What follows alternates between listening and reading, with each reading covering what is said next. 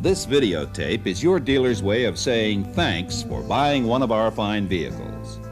We build the best cars in America, and we back them up with one of the auto industry's strongest warranties. So we want to make sure you get the most satisfaction possible from your new vehicle. And that's where this tape comes in.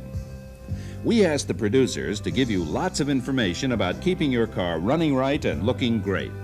Useful hints about dealer servicing, about basic car care you could do yourself, about handling routine problems on the road. Watch the tape with anyone who'll be driving the car and keep it handy as a basic reference tool. We hope you enjoy the tape. We know it will help you enjoy owning your new car.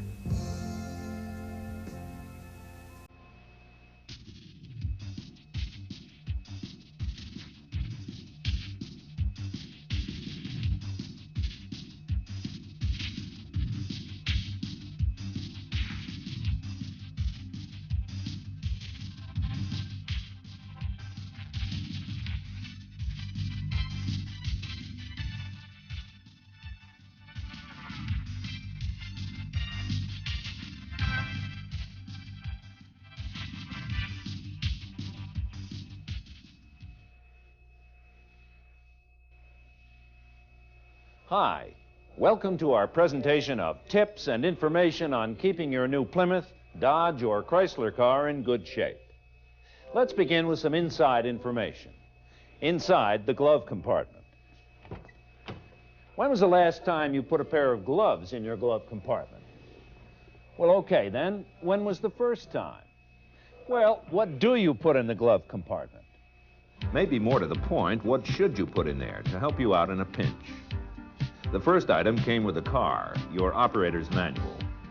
It's full of useful information about the car, about service and maintenance, and about handling routine problems on the road. Keep it in the glove compartment. Now, add a small notepad and something to write with. And here's one absolutely essential item. Be sure to check the batteries every couple of weeks. Another useful item is a tire pressure gauge. Takes up very little room. See? You're all set. And you still have room for a pair of gloves, too. Make them work gloves. Something you won't need to carry in the glove box of your new car are extra fuses. Because on most cars Chrysler builds, they're already aboard. Fuses are important to know about because they help protect the car from electrical short circuits. And on most cars, the fuses are easy to get at. Just check your operator's manual for the exact location of the fuse box on your particular model. Here's the location on this LeBaron GTS. See? Extra fuses, a handy little fuse puller, and a road map to tell you which fuse is which. One word of caution, though. If a fuse blows and you change it and it blows again, take the car in and get it serviced. You've got an electrical problem that needs fixing. That's why the fuse keeps blowing. Fuses work as a sort of electrical safety valve. Your Chrysler Motors vehicle is backed by one of the auto industry's best warranties, Chrysler's 770 Protection Plan. Your dealer probably explained how it works, but if you have any questions, we'll go through it in just a moment. And don't hesitate to ask your dealer about regular maintenance. At 3 months or 3,000 miles, 6 months or 6,000 miles, 9 months, a year, 2 years, all the way up to the limits of your warranty period and beyond. Dealership service technicians go to special training schools before they work on anybody's car. And many of them are ASE certified. The ASE stands for Automotive Service Excellence, an industry certification test that assures the competence of the people who service your car. Beginning 6 months after you take delivery of your car, Chrysler will send you timed service reminders to help remind you to schedule regular maintenance. And when you do bring your car in, keep a record of dealer service right here in the back of your operator's manual. Depending on how you drive and the car's age and mileage, the maintenance will include changing the oil and filter, lubrication, checking other engine fluids. Maintenance also covers things like checking the lights, or inspecting the air filter. Electronic scope tests on the engine. Tire rotation. All kinds of procedures crucial to your car's health. So, work closely with your dealer's service advisor and he'll keep your car running right. Here's a quick tip for happier driving and extended car life. Whenever you start your car, let it run at idle for a few moments before you put it in gear and get rolling. The colder the weather, the longer you should wait. Use those moments to check your gauges and see that everything's operating smoothly. 10 or 20 seconds before you put the car in gear will ensure that all systems have had a chance to wake up and drive right.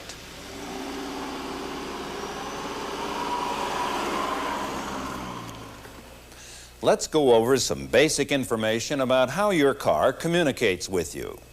Through its system of gauges and electronic monitors that read out on the dashboard instrument cluster.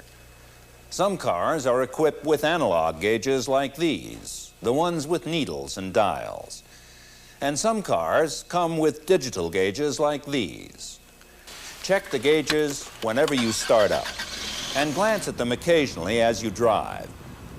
The most important gauges monitor the engine oil pressure and operating temperature.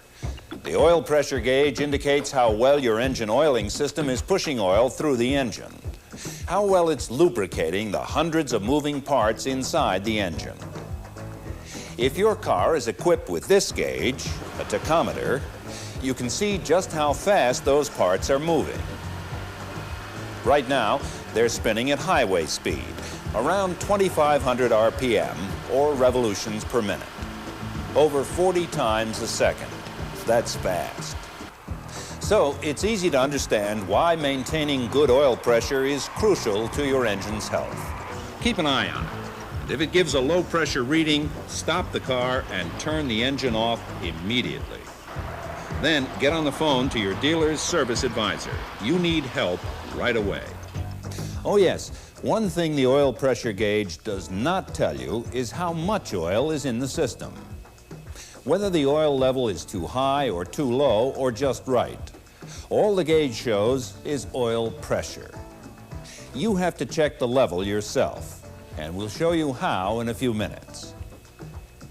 Now, the temperature gauge looks like this. Take a peek every now and then to make sure the engine's running in the safe operating range, which is clearly shown on the gauge. The other important gauges monitor fuel level and tell you if the electrical charging system's okay. Get to know your gauges and be sure to check the operator's manual for the location and type of gauges in your car. All of them tell you important information about how the car is running. And, check your message center every now and then, too. It's a kind of bulletin board for the car. Especially check it when you start up. It will alert you to potential problems. For example, this car needs some windshield washer fluid. The message center will also tell you if a door is open. Not only that, it will tell you which one, and the hatch, too. Pretty clever. Most gas stations these days are self-serve. Nobody's going to come out and greet you with, "Fill her up," or "Check under the hood." So count on doing the filling and the checking yourself. It's easy. Make sure the car's safely parked and begin the fill-up. Check your operator's manual for the grade of gasoline recommended for your car's engine. And use good brand name fuel. Most mechanics will tell you to save money some other way, not on gasoline. Besides, if you have turbo or other high output engine options, you really should use the good gas anyway. While you're waiting for the tank to fill, you can make 3 quick checks under the hood: coolant and battery, windshield washer fluid, and engine oil. And when the nozzle does click off, give it 2 more clicks to top off. That's as far as you should go. You could probably stuff another half gallon or so, but stuffing the tank overfills it. And defeats the vapor recirculation system carefully designed into the car's fuel delivery system. And that could make the car run poorly or even create a safety hazard. So, 3 clicks, pay the piper, and off you go. It's always smart to cover your car with the best protection possible, and here's one way to do it. Here's an even better way, Chrysler's 770 Protection Plan.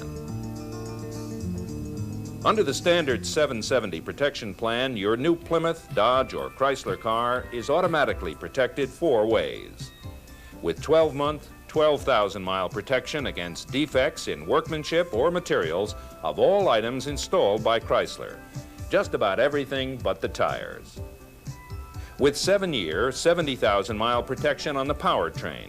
That is, on the engine and drivetrain components like the transaxle, components that make the drive wheels turn. With 7-year, 100,000-mile protection against rust-through on the outer body panels. And with 5-year, 50,000-mile protection on the emission control system. Check the warranty information booklet for exact details and any deductions or special limits and conditions. One condition, for example, is a $100 deductible for service on the powertrain. That is, upon expiration of the 12-month, 12,000-mile basic warranty, you'll have to pay the first $100 per visit for any repairs on the powertrain. And your warranty does not cover problems arising from inadequate or improper maintenance. That's why it's so important to follow the scheduled maintenance services spelled out in your operator's manual, and to keep a careful record of all service performed on the car. Warranty terms differ on Chrysler Fifth Avenue and New Yorker models. Ask your dealer for specific details. In addition to this 770 Protection Plan, your dealer can offer you an optional added coverage plan for extra protection on things like the steering and suspension systems, air conditioning, the car's electrical system, and brakes. The added coverage can also help in an emergency by providing a car rental allowance and a towing allowance.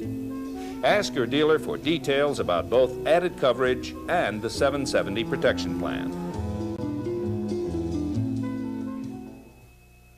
Soon after taking delivery of your new car, you'll receive an invitation from your dealer to attend a seminar called Right from the Start. The Right from the Start seminar is designed to help you get to know your new car and show you how to keep it in good running condition. It also gives you an opportunity to meet key people within the dealership. The first part of the seminar presents details on vehicle maintenance and warranty coverages, dealership policies and procedures, and other dealer services. The second half of the seminar features hands-on demonstration in the dealership service department, checking engine fluids, changing a tire. Operating dashboard instruments are just some of the procedures you'll learn about. Plan on attending your dealer's Right from the Start seminar. It's an ideal way to become acquainted with the people who'll be servicing your new vehicle, and to learn all about how to maintain it, and how to work with your dealer to get the most satisfaction from it. Check your lights every now and then. You can do it by yourself, day or night. All you need is a good reflector, like your garage door. Back out and close the garage door. Now turn on the headlights and check the low beams and then the high beams. Next, check the parking lights and turn signals. You'll have to turn the car around and use your mirrors to check the rear lights, the brake lights, and the turn signals.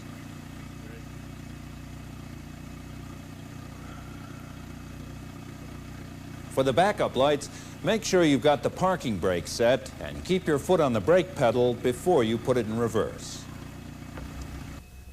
Now let's put some handy items into the trunk.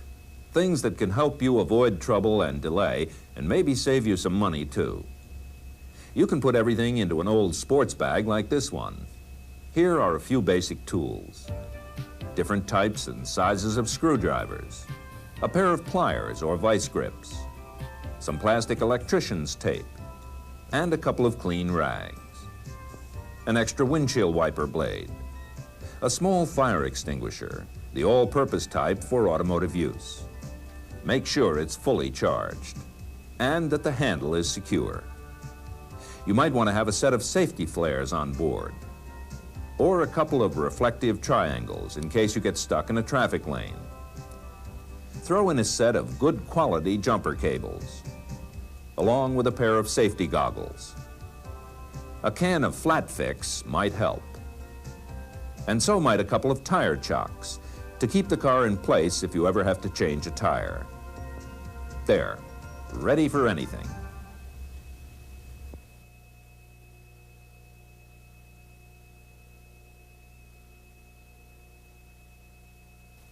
Okay, a word about normal driving conditions. Normal versus severe driving conditions. A police car gets a lot of rough use in all kinds of weather. Severe driving conditions, right? Right. But how about this carpool commuter who does a 10-minute trip at either end of the day? Severe service? Maybe you wouldn't think so, but it takes up to 20 minutes for a car to warm up fully, so hers never really does. Never gets enough exercise, in a sense. Severe driving conditions. Same for this sales rep who drives around all day on local streets at slow speed. And this busy woman, 10 local trips a day. The point is, unless you can get out on the highway and run for at least half an hour at or near the legal limit, there's really no such thing as normal driving.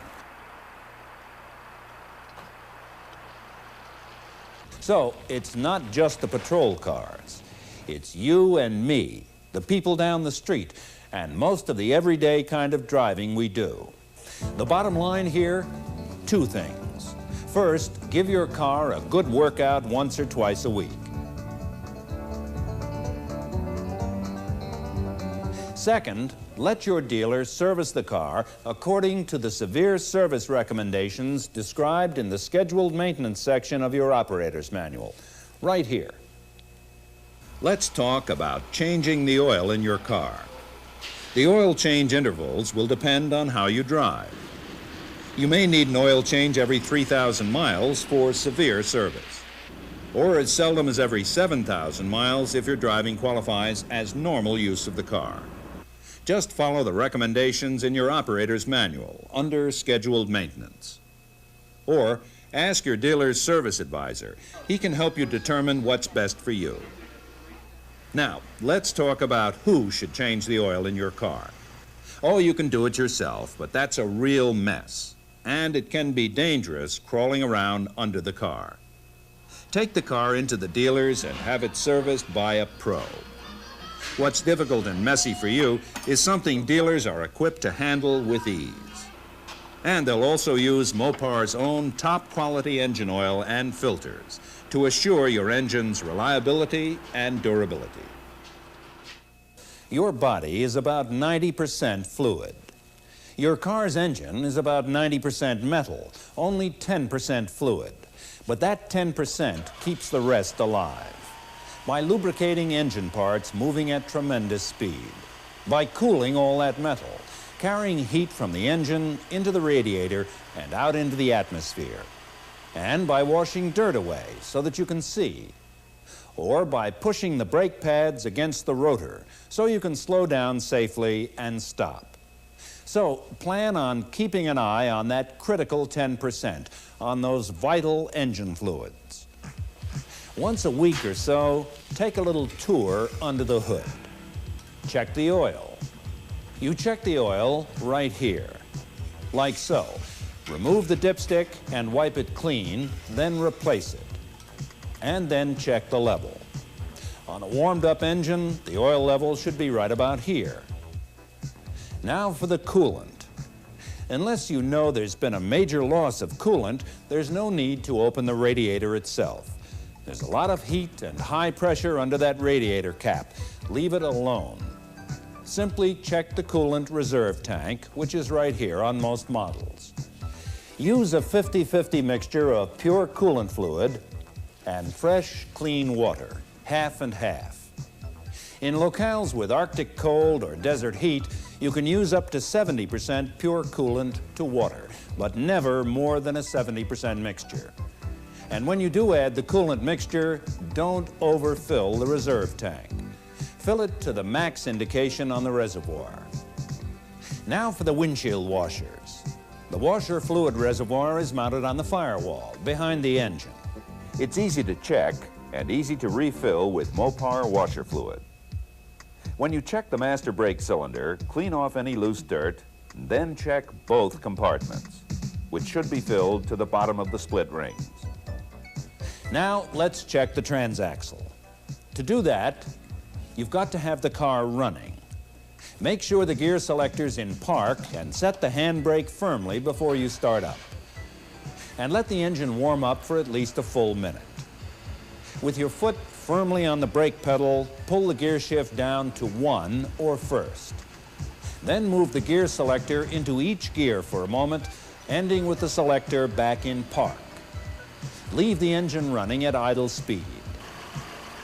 The transaxle dipstick is located down here, right behind the radiator. Be careful when you handle the dipstick. You don't want anything to get caught in any moving belts or in the fan. Clean the dipstick, put it back, and then take a look. Read it carefully. Looks fine. Transmission fluid in good condition will be bright colored and clean, and smell fresh and oily. If you do need to add fluid, use the Mopar fluid specified in your operator's manual. Again, the best fluids will help make the car last. We try our best to build the most durable, reliable, and economical cars in America. And once we deliver your car, we want you to have a good experience, both with the vehicle itself and with the dealer who sold it and services it for you. You can help us keep up the good work and make improvements where they're needed by giving us some valuable feedback. All you have to do is fill out and return the 2 surveys Chrysler is going to send you. You may have received one already. The first survey will take about 2 minutes to complete. It asks about your experience at our dealership the day you took delivery of your new car. Was it clean inside and out, for example? And was everything in good working order? Things like the horn, the radio, and the air conditioning. Did someone go over the car's special features, show you how to operate the controls, and explain the warranty terms fully? Please let us know quickly by checking off the answers and mailing the survey back in the postage-paid return envelope. The second survey will come to you 2 months after delivery of the car and asks mostly about your experience with the dealership service department. You can complete it in less than 5 minutes and return it in the postage-paid envelope too. Your feedback will help us confirm where we're doing a good job and tell us where we can do an even better one. Building, delivering, and servicing your new car. So please fill out the 2 surveys and mail them back quickly. We want to hear from you. Let's spend a few minutes on one of driving's facts of life, changing a flat tire. It's easy. Honest, I'll show you in a moment. But if you want a short course in using the jack, read the label affixed to the spare tire cover or under the trunk lid. The jack in your new car is specially designed to fit onto any of the 4 jacking points located under the car. 2 on this side, here, and 2 on the other side. Okay, you're out there with a flat tire. You're well off the road and away from traffic on level ground. Everything you need is out of the trunk. Now it's time to go to work. Oh, remember that pair of work gloves you put in the glove compartment? Here's where they come in handy. First step is to chock the wheels. Chock both sides of the wheel diagonally across from the flat, like this. Oh, before we go any further, a word about hubcaps and wheel covers. If your car has small hubcaps like this one, they simply snap off. But if your car has wire wheel covers, don't attempt to pry them off until you've removed the center screw with a special wheel cover key that came with the car. It's in the glove box. Now, back to work. Use the lug wrench to loosen the lug nuts just slightly. 1 turn counterclockwise will do it, but no more than that. All you want to do is loosen the nuts. Fine. Now the jack. The jack fits onto the locator pin nearest the flat tire, like this. Now raise the jack by cranking it clockwise until the jack head lines up with the pin. Double check the alignment. If the jack isn't lined up right, you could damage the car or get hurt if the car slipped off the jack. Now raise the car with the jack until the tire just clears the ground. The less you raise the car, the more stable it remains. Remove the wheel nuts all the way and put them in a safe place. A plastic baggie, or in your pocket if you have to. But don't lose track of them. They have a habit of rolling away fast. Pull the flat off the hub and set it down flat on the ground. Be careful to keep arms and legs out from under the car. Next, put the spare on the hub and replace the wheel nuts. Make sure the tapered side of the nuts, this end, is on the inside toward the car. Tighten all the nuts until they just snug up firmly, but don't tighten them all the way. Now you can lower the car by turning the jack counterclockwise and then finish tightening up all the lugs. Tighten alternate nuts for a total of twice each, or until you grunt or the nuts squeak, or both. Get the tire fixed or replaced as soon as you possibly can.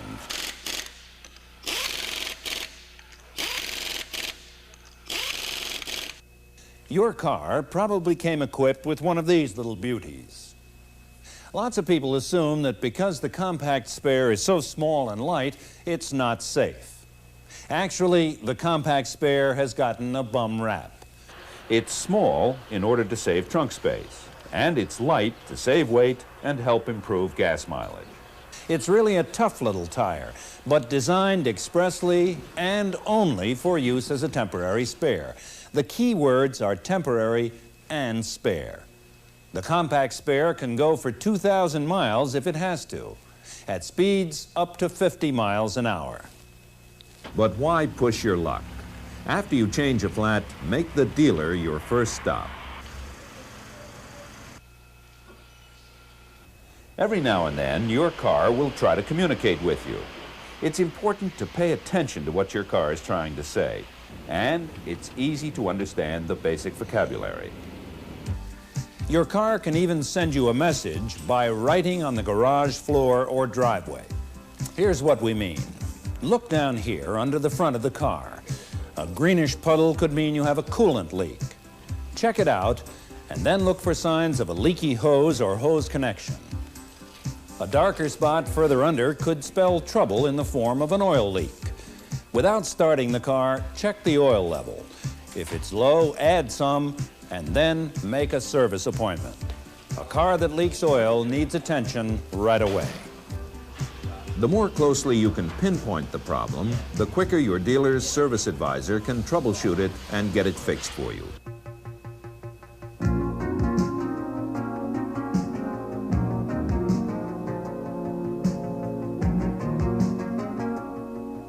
All you need to start a car with a dead battery is another vehicle with a live one, and a set of good jumper cables. The secret is in how you hook them up. Begin by pulling the car with a good battery up close to the car that needs the start, but don't let the cars touch.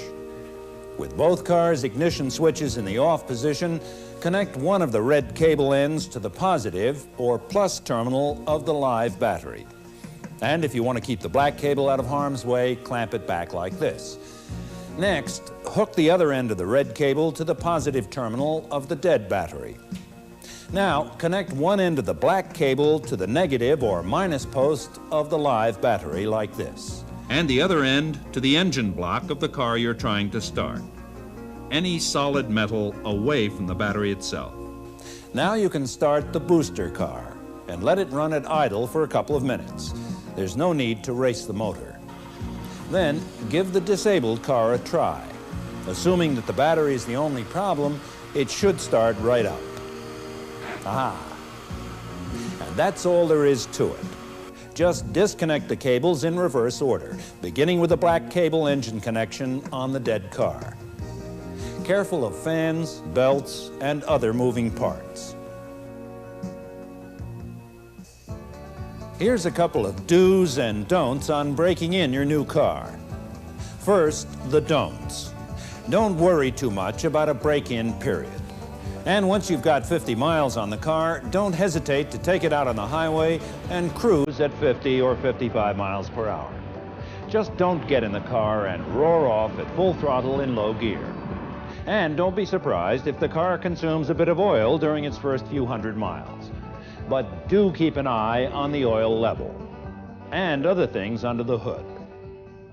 And this is very important. Do enjoy your new car. Get in it, start it up, and drive it away. Have fun and drive safely.